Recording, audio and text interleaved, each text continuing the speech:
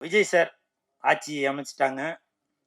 இப்போ சமீபத்தில பார்த்தீங்கன்னாக்க, விஜய் சார் வந்து ஒரு கவர்மெண்ட் வேலை ஒருத்தர் குடுத்துருந்தாங்க. அந்த ஜோசியம் பார்த்து சொல்ற அவருக்கு. ஏன்னா, அவர் சொல்றதெல்லாம் கரெக்ட்டா இருக்கு அப்படின்னு சொல்லி, அவருக்கு வந்து கவர்மெண்ட் வேலை குடுத்தாங்க. அதுக்கு வந்து பல பேர் எதிர்ப்பு தெரிவிச்சாங்க.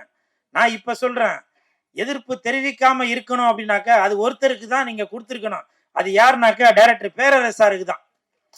ஏன்னா 10, 15 வருடத்திற்கு முன்னாடியே அவரோட பாட்டிலே அதை சொல்லிட்டாரு. இல்லைங்கப்பா இல்லைங்க. என்னம்மா சார்? ஆமா, மாஸ்டர் டைரக்டர். அப்படி அன்னைக்கே வந்து அதை வந்து கணிச்சு வச்சிருக்காரு. விஜய் சார், உங்களுக்கு நான் அன்பு கூர்ந்து கேட்டுக்கொள்கிறேன். நீங்க விஜய் சாருக்கு ஒரு ஒரு அன்பான வேண்டுகோள். பேரரசு சாருக்கு வந்து நீங்க கவர்மெண்ட் வேலை தராட்டியும் பரவாயில்ல, அட்லீஸ்ட் நீங்க அவருக்கு இன்னொரு படம் ஒண்ணு நடிச்சு கொடுக்கணும் அப்படின்னு நான் வந்து தாழ்மையோட கேட்டுக்கொள்கிறேன். ஏன்னா அந்த நேரம் சிவகாசியும் சரி திருப்பாச்சியும் சரி மிகப்பெரிய ஹிட்டு, பட்டி தொட்டி எல்லாம் அடிச்சு தூள் கிளப்புச்சு. அப்படி ஒரு ஒரு ஜனரஞ்சகமான ஒரு மிக முக்கியமான இயக்குனர் அவங்களுக்கு நீங்க ஒரு படம் நடிச்சு கொடுக்கணும்னு இந்த கூல் சுரேஷ் தாழ்மையோட கேட்டுக்கொள்கிறேன். அதே மாதிரி இந்த இந்த காஸ்டியூம் இதை போட்டுட்டு ஒரு நிகழ்ச்சிக்கு போயிருந்தேன். அந்த நிகழ்ச்சியில் வந்து அமைச்சர் ராஜ்மோகன் அவர்கள் வந்திருந்தாங்க. வந்துட்டு அண்ணா உங்கள் ட்ரெஸ் எங்கே எடுக்கிறீங்க, நல்லா இருக்கு அப்படின்னு சொல்லிட்டு போனாங்க. அது அந்த வீடியோ வந்து வெளியில் வந்து பயங்கர ப்ராப்ளம் ஆச்சு. அதில் கமெண்ட்டில் நிறையா பேர் பாருப்பா இவரு ஒருமையில் சொல்லியிருந்தாங்க. அவங்க நான் அது சொல்லணும்னு நினைக்கிறேன். வந்த வாழ்வை பார்த்தியா அப்படி இப்படின்னு ரொம்ப இது பண்ணி பேசினாங்க. நான் உங்களை கேட்குறேங்க, ராஜ்மோகன் அவர்களுக்கு ஓட்டு போட்டு ஜெயிக்க வச்சது யாரு? நம்ம தானே ஜெயிக்க வச்சோம். நீங்களே ஓட்டு போட்டுட்டு சார், நீங்களே ஓட்டு போட்டுட்டு இன்னைக்கு அவங்கள குறை சொன்னா என்ன நியாயம் இது? அப்போ ஒரு மனிதன் வாழ்ந்தாலும் ஏசுவீங்க, தாழ்ந்தாலும் ஏசுவீங்களா? ராஜ்மோகன் அவர்களுக்கு என்னங்க குறை? என்ன குறை? எதற்காக அவரை வந்து ஒருமையில பேசுறீங்க? அவங்க மட்டும் இல்ல, பல பேரை நீங்க தான் ஓட்டு போட்டு டிவிக்கே வேணும் அப்படின்னு சொல்லி ஓட்டு போட்டு ஜெயிக்க வச்சது. ஜெயிச்சதுக்கு அப்புறம் இப்படி குறைகள் சொல்லிட்டு இருந்தா என்ன அர்த்தம்? விஜய் சாரு ஒரு சாமானிய மக்கள் ஆட்டோ டிரைவர் கூட முதல்ல இது எம்எல்ஏ ஆகலாம் அப்படின்னு சொல்லியிருந்தாங்க. ஒரு டிரைவரோட மகன் கூட எம்எல்ஏ ஆகலாம் அப்படின்னு சொல்லியிருந்தாங்க. அப்படி ஒரு சிறப்பு வாய்ந்த முதலமைச்சராக இருக்கக்கூடிய விஜய் சார் அவர்களுடைய எம்எல்ஏக்களை நீங்க குறை சொல்றீங்களே, நீங்க தானங்க ஓட்டு போட்டது. அப்ப என்ன மென்டாலிட்டியில தாங்க இருக்கிறீங்க? நீங்க சும்மா ரீல்ஸ் பாக்குறதுக்கு மட்டும் இருந்தா போதுமா? அடுத்தவங்களை கமெண்ட் பண்றதை மட்டும் இருந்தா போதுமா? இது எதற்காக இந்த சிலம்பம் படத்தோட ஆடியோ ரிலீஸ்ல சொல்றேன்னா அதை சொல்றேன். அப்ப நீங்க என்ன எண்ணத்துல நீங்க போய் ஓட்டு போட்டீங்க? யாரு வேட்பாளர்னே தெரியாது, வேட்பாளர் பேர் தெரியாது, விசிலுக்காக போட்டு வந்துட்டேன் அப்படின்னு நினைக்கிறீங்க, அப்படித்தானே? அதுவும் இல்லாம எல்லாருமே படிச்சவங்களா இருக்காங்க எம்எல்ஏக்கள். சில பேர் எம்எல்ஏவா பதவி ஏற்கும் போது அவங்களுக்கு பேசவே தெரியல, கைகாலாம் நடுங்குது அப்படிலாம் சொல்லி இவரெல்லாம் ஒருமையில சொல்லியிருந்தீங்க. இவரெல்லாம் வந்து எம்எல்ஏவா அர்ப்பனுக்கு வந்த வாழ்வப்பார் இப்படிலாம் சொல்லியிருந்தீங்களா? இப்ப இந்த மேடையில ஒரு உதாரணம் நடந்துச்சு.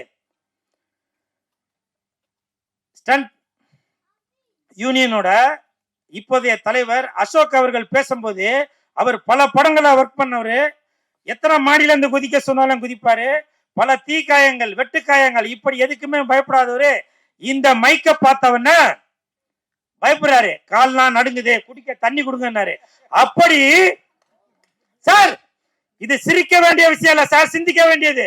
அப்படி பல கேமராக்கள் முன்னாடி பல ஹீரோக்களை பல சாகசங்கள் பண்ண அந்த ஸ்டண்ட் கலைஞருக்கு மைக்க பார்க்கும் போது அவங்களுக்கு ஒரு நடுக்கம் வரும்போது, அவங்க யாரு எம்எல்ஏக்களா பதவி ஏற்றவங்க அவங்களோட நிலைமையை யோசிச்சு பாருங்க.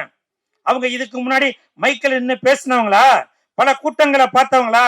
அவங்களுடைய நோக்கம் எல்லாமே டிவிக்கே எம்எல்ஏ அவர்களுடைய நோக்கங்கள் எல்லாமே மக்களுக்கு நல்லது செய்யணும், மைக்கு முன்னாடி நிக்கணும்ன்ற எண்ணம் இல்ல, மக்களுக்கு நல்லது செய்யணும் அப்படின்ற ஒரு எண்ணத்துலதான் வந்திருக்கிறாங்க. அதனால தயவு செய்து உதவி செய்யாட்டியும் உபத்திரம் செய்யாம இருங்க, சரிங்களா? இப்பவும் சொல்றேன், நீங்க தான் ஓட்டு போட்டு ஜெயிக்க வச்சது, புரியுதுங்களா? அதான் எதா இருந்தாலும் 5 வருடத்திற்கு நம்ம தான் பொறுமையாக இருந்து என்ன நடக்கிறது என்று அதை வெயிட் பண்ணி பார்ப்போம், சரிங்களா? அது அப்புறம் சொல்றேன் சார், நீங்க திசையை மாத்தி விட்டுறாதீங்க. அப்புறம் இன்னைக்கு காலையில இருந்து ஒரு நியூஸ் சுத்தி வந்துட்டே இருக்கு. அது என்னன்னாக்கா, நடிகர், ஸ்டண்ட் கலைஞர் இந்த ஸ்டேஜ்ல சொல்றதுல நான் அதை கண்டிப்பா சொல்லி ஆகணும். ஸ்டண்ட் கலைஞர் முத்துக்காளை அவர்களுடைய மனைவி உடல்நிலை சரியில்லாம கேஎம்சி ஹாஸ்பிட்டல்ல இருக்காங்க. வீடியோ எல்லாம் பார்த்திருப்பீங்க. அதனால தயவு செய்து முதலமைச்சர் விஜய் சார், நீங்க அந்த ஸ்டண்ட் கலைஞர், நடிகர் அவருடைய மனைவிக்கு இப்போ நீங்க இதுல தேர்தல் வாக்குறுதியில சொல்லியிருந்தீங்க காப்பீடு திட்டங்கள்லாம் இருக்குன்னு. அதனால தயவு செய்து அவருடைய மனைவியை நீங்க காப்பாற்ற வேண்டும் என்று உங்க பாதம் தொட்டு நான் கேட்டுக்கொள்கிறேன். இத பல நடிகர்கள் சொல்ல மாட்டாங்க, பல இயக்குனர்கள் சொல்ல மாட்டாங்க, பல பணக்காரங்க சொல்ல மாட்டாங்க. எதுக்கு நான் சொல்றேன்னா, எனக்கு தெரியுங்க, என்னுடைய சக கலைஞர் அவரு முத்துக்காலை நிறைய பேர் கமெண்ட்ல கூட சொல்லியிருந்தாங்க, இது வரைக்கும் நீ நிறைய சம்பாரிச்சிருப்பல, அதை வச்சு செலவு பண்ண வேண்டியதானே அப்படின்னு. எங்களை மாதிரி கலைஞர்களுக்கு எங்கெங்க வாய்ப்பு தரீங்க? யாரு ஒழுங்கா ஷூட்டிங் ஸ்பாட்டுக்கு வராதவங்களோ, பிகு பண்றாங்களோ, உங்களுக்கு ஒத்துழைப்பு கொடுக்காதவங்களோ, ஆடியோ ரிலீஸுக்கு வராதவங்களோ, ப்ரமோஷனுக்கு வராதவங்களோ, ப்ரொடியூசரோட வழியை தெரியாதவங்களோ, டைரக்டரோட வழியை தெரியாதவங்களோ, அவங்களுக்கு தான் நீங்க முன்னுரிமை கொடுத்து அவங்க கேட்கிற சம்பளத்தோட 10 மடங்கு 20 மடங்கு ஜாஸ்தியா கொடுத்து, என்னோட பாஷையில சொல்லணும்னா எங்க இதுல சொல்ல வலுவட்டையை ஆக்கி வச்சிருக்கீங்க, கெடுத்து குட்டி சாவர ஆக்கி வச்சிருக்கீங்க அப்படின்னு நான் சொல்லுவேன். புரியுதுங்களா? அதனால தயவு செய்து அந்தந்த கலைஞர்களுக்கு எது உரிய சம்பளமோ இல்ல மற்றபடி வேலை வாய்ப்போ அதை தயவு செய்து கொடுங்க. ஏன்னா நாங்க நம்பி இருக்கிறது சினிமாவை தான். அதனால முதலமைச்சர் சார், விஜய் சார், நீங்க உங்களோட தேர்தல் அறிக்கையில கூட சினிமாவுக்கு அப்படின்னு சொல்லி எதுவும் ஸ்பெஷலா நீங்க எதுவும் கொடுக்கல. சினிமா கலைஞர்களுக்கு நீங்க மிகப்பெரிய பொக்கிஷமாக நாங்கெல்லாம் ஓட்டு போட்டு உங்களை தேர்ந்தெடுத்து வைத்திருக்கோம். நீங்க இந்த சினிமா கலைஞர்களுக்கு மிகப்பெரிய ஒரு பொக்கிஷமாக அமைவீங்க அப்படின்ற நான் நம்புறேன்.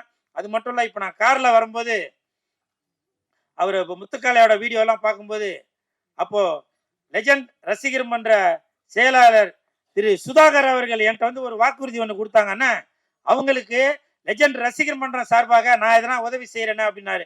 ப்ளீஸ் கொஞ்சம் எழுது கை காட்டுங்கப்பா. அவருக்கு என் மனமார்ந்த நன்றி.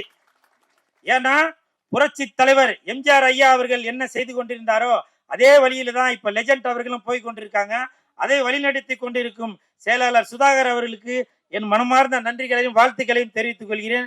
உங்களால முடிஞ்ச உதவி, புரியுதுங்களா, ஹாஸ்பிட்டலுக்கு தான் இது பண்ணணும் அப்படின்றதுல நீங்க ஏதாவது ஒரு மாத்திரை செலவுக்காச்சும் ஆகும் இல்லையா, அந்த மாதிரி ஒரு நல்ல உள்ளம் கொண்ட சுதாகர் அவர்களுக்கு என் மனமார்ந்த நன்றிகளையும் வாழ்த்துக்களையும் தெரிவித்துக் கொண்டு அவ்வளோ இதோட முடிச்சிடறோமா, பசிக்குது. ஓகே, எனக்கு தான் பசிக்குது. Okay okay.